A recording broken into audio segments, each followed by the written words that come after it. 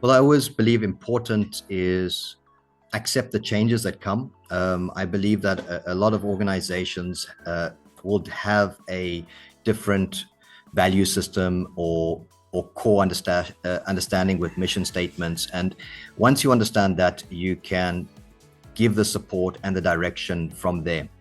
Be comfortable with adapting and understanding and realizing that certain changes are going to create that emotional anxieties at stages. And when having that, just ride the wave. Welcome back to another episode of Limitless. Today we have with us Shaun Dünhofen. He's a hospitality leader. And Shaun is with us to talk about adaptive leadership, which is really on many people's mind. We're also going to talk about navigating uncertainty, constant change, and growth mindset. Shaun, a warm welcome to you. How are you today?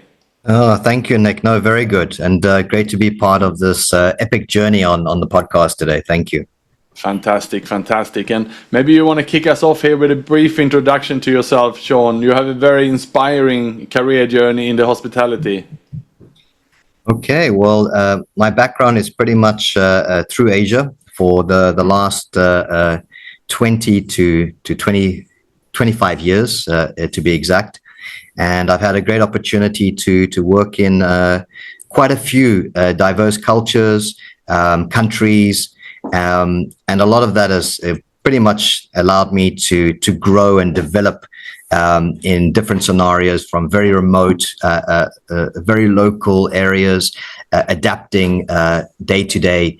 And now I'm here in beautiful Bali, exploring a wonderful new opportunity that is very different to what I've done before, but it's an add-on. And I thought it would be a great opportunity to share this with the listeners as we progress through life and technology. That sounds exciting, Shaun, indeed. And I know that you have been in different parts of the world. Some of the conversations we had, I know you've been out in boats and yachts and whatnot in the Maldives and ships and so on. And if it hasn't been there, there's been in Middle East or South Africa and so on. But from your experience then, leading in different cultures, different markets, what has shaped your adaptive leadership?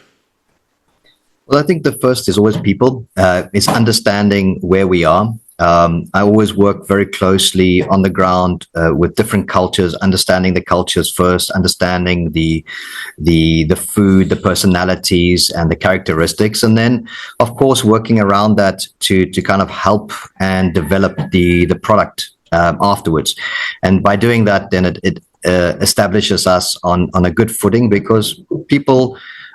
What I've encountered over time, they enjoy to be part of the journey, and knowing the why is always important, and establishing that gives them direction, and then it's just support from there on in. So that's one of the most important from all the countries that I've worked in, is always start with the team and then from there grow. Yeah, and you've been moving around to different parts of the world, and perhaps the days are gone when someone joined the company and they stayed with the same place for 20, 30, 40 years. They got a gold watch and then they retired. And especially a younger generation, also they move from one country to another. We work in perhaps more of a project-based society. Also, we're talking about portfolios and so on. And maybe you can share some of the tips from you, Shaun, in regards to any one of the listeners perhaps who's joining a new company. What's the mindset shift that they need to have to really drive growth? Okay, absolutely. Well, I always believe important is accept the changes that come. I believe that a lot of organizations would have a different value system or core understanding with mission statements. And once you understand that, you can give the support and the direction from there. So I would always say, be very close to the ownership, the founders, the CEOs, understand, where the company is derived from. And then from there, you can kind of filter it out and make things happen together with the team. The adaptation of a lot of this is the changes that come are always going to have impact on emotion. And at times it can also lead to anxiety through these changes. And having an open mindset, I would say, would definitely be top on the list. Understanding that the development and the growth does come through these changes. And by learning quickly and adapting quickly, learning to make the mistakes for better progression, to be quicker and learning from other people's mistakes, that is always good. So whenever I do start within a new company, the first thing I do is undertake it as a project of knowing what is the company values of the first year. What do they want to thrive at? What do they want to do? Understanding, where their hardships are, where you can convert those quickly into quick wins. And then from there, establishing, which team is on board and, who wants to go through the journey with you, and then help them to progress. And that's what I would always say is always within the first 3 to 6 months. And then the rest of it will fall into place. Yeah, thank you, Shaun. And you spoke about emotions there, and perhaps there's something that we can dig in there, because it's a lot of uncertainty out there. There's a lot of geopolitics. It's an uncertain world at the moment, and perhaps people are more anxious and have less certainty in their life than people have had in the past. So making them feel safe in work can be quite important, at least that they have that psychological safety, so they feel that they can speak up, and that also that they can experiment and grow themselves, rather than having that blame kind of culture. And I know that you're an inspirational leader, Shaun. I know many people who work with you, and they said you really have that drive and that kind of leadership that really makes people flourish working with you. But how do you create that kind of learning culture and that growth mindset? Well, I believe firstly, I would say it's passion and perseverance, and then the discipline to acknowledge that there are going to be good days, and there are going to be days that you just have to put a little bit more effort and understanding in, because a lot of the things that we end up doing, we think is right for the moment, and then when we look at either the personality or the characteristic or the experience that is in the understanding of what to do, then it might take others a little bit longer, or it might take a different approach. And one of the things that has always been good in a learning environment is to understand each other's profiles and expectations. And once you've got that into place, then the emotions kind of deal with that stage of openness of what can be done. That's always been a core for me. People who've worked with me know that sometimes I do push quite a bit. Either I push, pull, lead strong, but I'm always there as a backing to support. And that approach has always been mindful. Step out of the way when the team is really excelling, because then you just become a hindrance if you are blocking the progress. And one of the things that I've been able to adapt to over time is to lead where I'm strong, and the areas that are constructively required to be supported, I find the right people to give that support level. So that way I can help others, and others can help me as we evolve in this progress. And it's especially right now, I would say, in this age of academic technology and creating these customer journeys of where we are, because each one of us is a customer in our own right. So understanding that my whole philosophy is do unto others of what you do to yourself. If I want to make sure there's going to be a great adventure ahead of me, then I also need to allow the teams around us to grow with that experience, and also the understanding of having the freedom to do that. And that's the best part of what we do. And the people who've worked with me in the past, or who do know me, always know that I've got their back to do the best. And if it's not seen at this stage, many years later, they do reflect back onto it, and they say, well, because of those tough times that we've been through, it's made them stronger. Yeah, and there is indeed so much to learn out there at the moment. There's so many changes happening so fast with AI, especially, and robotics and so on. And companies are also restructuring the organizations. We're moving away from those silos into matrix organizations, and this is what I'm hearing also happening in the hospitality industry. So there's so much learning, and people might think, especially those who are sort of hitting 45, 50, 55 years of age, that we can ride home the rest of it, but I think that's not the picture anymore. So any message to anyone when it comes to the academic thinking, or perhaps the structured learning, and how has that played a role in your leadership journey?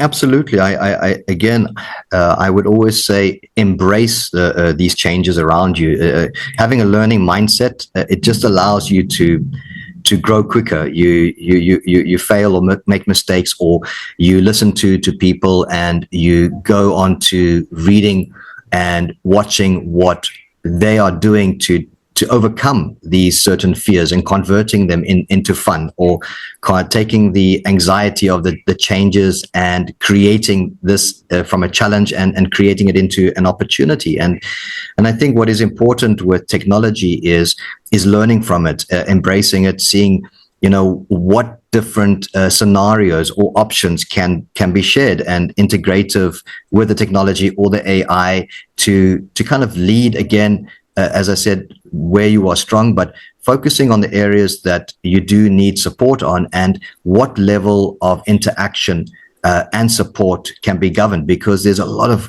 cool ideas, there's a lot of great aspirations out there that people can embrace on, but it only really appeals to the people who want to take the opportunity to go with it.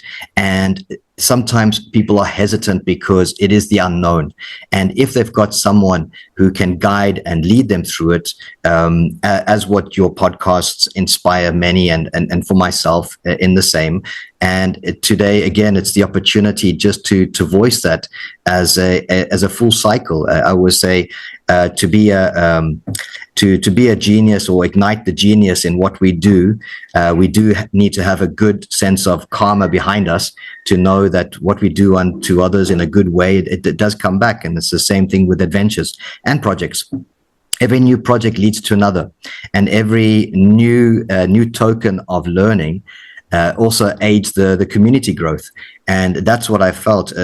In communities, there's always going to be people that are needing that extra support, but when they do hear it, and when they do get inspired by it, and they've got the guidance to know that they can count on somebody, then the community grows and it just expands. And that's the beauty of what we are doing at this stage. And I believe that is a big part of the learning, is being structurally supportive during these changes. Yeah, and with so many changes around, and that means that perhaps the customer journey will keep evolving and keep changing. But how do we then align that with the business goals, or the longer term business strategies? That must be complex. Well, it is and it isn't. I suppose it's the experiences that we want to provide people. So that customer journey that we talked about, it could be events, it could be community based, it could be family oriented or romantic, or it could be something smaller to short term travel with resorts and a leisure market, or it could just be a weekend out at a new area or location. But the location will remain the location as a beautiful destination. But how do you attract different people, demographics, or market segments into those areas without alienating others? So the way that we found, or the way that I found really appeals, is by keeping the open dialogue and communication with seniors and the people around you, because the ideas tap in a lot easier. And even with the communities, go to the source. Customers tell you what they're looking for, and we as providers have to integrate that and create that. And with the technology, you can add all these experiences onto it, where you create partnerships, you create collaborations, and the basis of that is you can now stretch the cross-pollinating or the cross-marketing into different avenues. So, for example, if you've got one resort supporting another resort, it's not a competitor, it's a network. You might have different events, they might have different events, and people staying there want to also experience places around you. So by working closely with the network of the local community that's in that area, and then stretching out a little bit further into other areas, it gives you that open platform where people start to integrate a little bit more. And then with technology, the benefit is that you can use different social platforms. And those social platforms, they need to be exciting. They need to have emotional connection, because you can advertise one aspect, but the beauty of it is what is going to bring people coming in again and again, and word of mouth, share that with others to say, wow, that's exactly what I was looking for. You got to experience this. There's something with the community, with the team. The food is fantastic, or the quality of service is amazing. But more so, by going there, you can actually gather those say loyalty points, and you can use them at other destinations to kind of experience something new. And I think that is where we are finding it right now, that it's definitely an add-on of shared collaboration within the community, within our partnerships. And that is a key direction of what we are focusing now, how to do the reach better for the right audience to come and experience something new. Yeah, and I love your positive outlook and mindset for the future, Shaun. I bear the same sentiment. I say that I have never been more excited. I say my time is now. It's really about just constantly adapting and taking it for what it is. And acceptance is at the heart of everything. Any final tip for the listeners today on navigating uncertainty and this constant change? Yes, absolutely. My favorite word is absolute, because that's what we pretty much thrive for. But be comfortable with adapting and understanding and realizing that certain changes are going to create that emotional anxieties at stages. And when having that, just ride the wave. I do feel that a lot of the times that the negative aspect of what we take on board can be diluted very quickly, as long as we keep the positive in place. And so, as many terms will say, it soon will pass. That's a sentiment that I always like to be guided on, because we do need the support of others that have gone through it. And at this structure, one person might be feeling that they're doing it alone. And suddenly they get a mentor or a person that can lead and guide. And they are opened up to a lot of other people that have gone through similar experiences or situations. And they can give advice because they've already been there, they've done it, and they can assist. So reach out, be open, be brave. And if you stutter at the moment and you're hesitant, know that it's okay. It's okay to go through that process, because the people around you have also been through that stage. And that is the true message I believe is important. Especially today, we grow so quick, we develop so quick, and at times the goals that we achieve so quickly are ticked off, and then we move on to the next one without celebrating it in due course. And the moment of gratitude is acknowledging the day to day and the week by week, and that is actually the growth. And so my biggest message to everybody out there is believe in what you do. Be thankful for the challenges, as all of it embraces upon what we do experience, and that experience can help other people go through it. So be strong, be brave, so that you are able to get through it, so that you could guide somebody else when they go through it. And that's the leadership style I've always approached. I won't say been there, done that. There's still much to discover, and I'm learning every day. And I feel at this stage, having that positive mindset is allowing for growth. Can be slow, can be quick, once you are confident in the motion. Fantastic, and very beautiful to end the show on such a high note, talking about gratitude and thankfulness. So for all the listeners, we have had Shaun on the show. He's been talking about adaptive leadership, growth mindset, coaching and learning mindset. And Shaun is a hospitality leader currently based in Bali. Just finally, Shaun, before we let you go, if anyone want to reach out to you, what's the best way for them to contact you? Via LinkedIn. It's the easiest and the most comfortable. So, share a profile, reach out to me there if there's anything I can assist with and guide upon, or just network. I'm always between Bali or Bangkok at this stage. So very happy to connect for a cup of coffee and catch up. Fantastic. Thank you, Shaun, and thanks to all the listeners as well, and have a great rest of the week.